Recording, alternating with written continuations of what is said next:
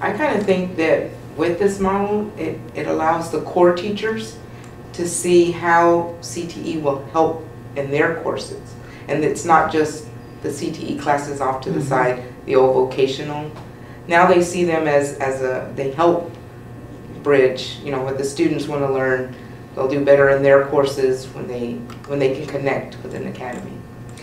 Our current teacher made an amazing remark that since we've started the academy model and students see this pathway and linkage to what they really want to do, she's seeing her classes become much more focused and interested groups, because now instead she felt like a lot of times her class was used as like an extra space in somebody's schedule or whatever, and the kids would take it because for whatever random reason, and so they didn't have that vested interest. But now that we have it linked together, not just in a sequence but in a community, and we're rallying our business partners around it, suddenly the students as a whole, there's real serious students in there, and it affects the entire atmosphere of the whole class. It personalizes their high school experiences for them, I think. So I think it increases the number of students in student organizations too, because now they're with a common group,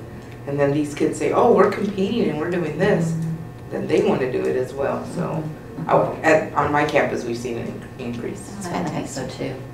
I think as far as an advantage, that one of the great things that the district is trying to do on a widespread basis is the project-based learning model. And so I'm seeing a lot more teachers involved on our campus with cross-curricular ideas, and so I'm excited to showcase some of those in the next few weeks on our campus.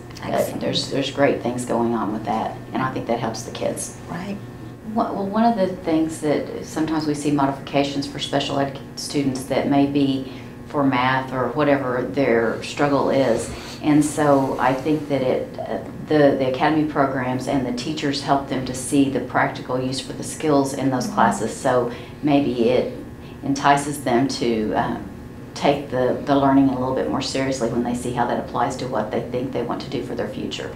I think that applies to every kid. I'm going to kind of go off on a limb and make an observation and maybe get some feedback here, but it seems to me that the academy models and bringing in these programs and these occupational ideas and talking about these at the high school level has kind of balanced things out from this pure academia, college-bound, you know, track, which I think can be kind of intimidating and discouraging maybe to an average kid or a special needs kid that doesn't feel they can compete on that super high academic plane. Maybe they can, maybe they can't, but if that's the only conversation is academics, then where do they see themselves fitting in? Whereas when we've kind of tried to balance it out and say, well, we have to fit it to an occupational match.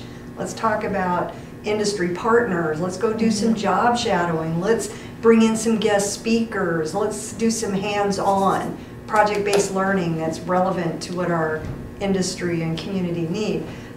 I think that encourages a lot of the special populations to realize that they do have a fit in school, that it doesn't always have to be pure academia, whether it's math or writing, which yes is important, but if it's not your strength, rather than feel like a failure or a loser or they can't compete, that, oh, that's okay, I'm going to find areas that I can be a productive citizen where I fit in.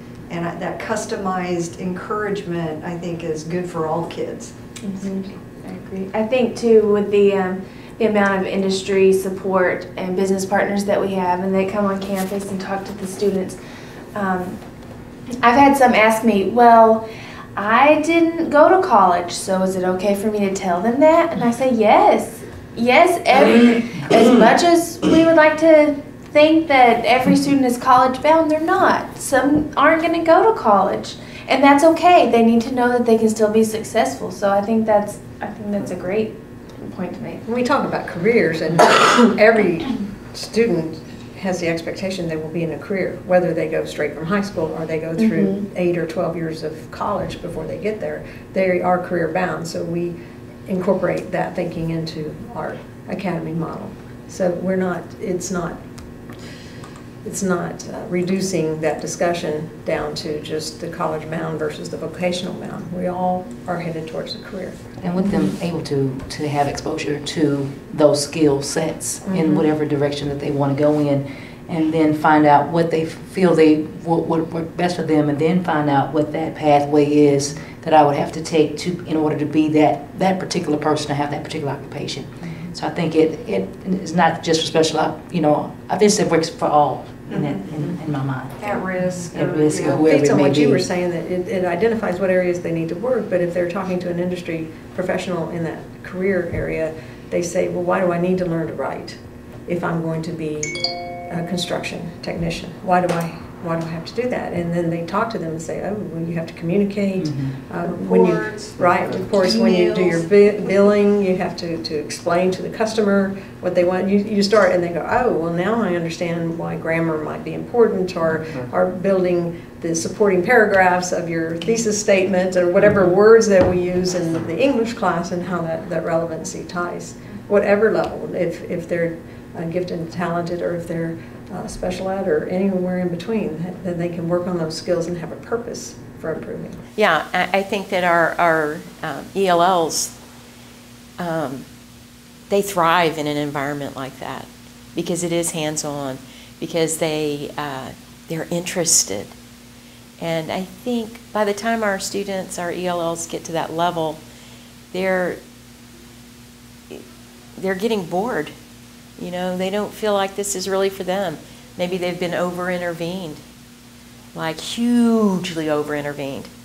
And if you think about some of the CTE courses, and you think about the content that they're learning, our students are learning, and you think about interventions, and if you could match those two, wow, I mean, you're gonna see a lot of growth in our students, and so I'm excited by it.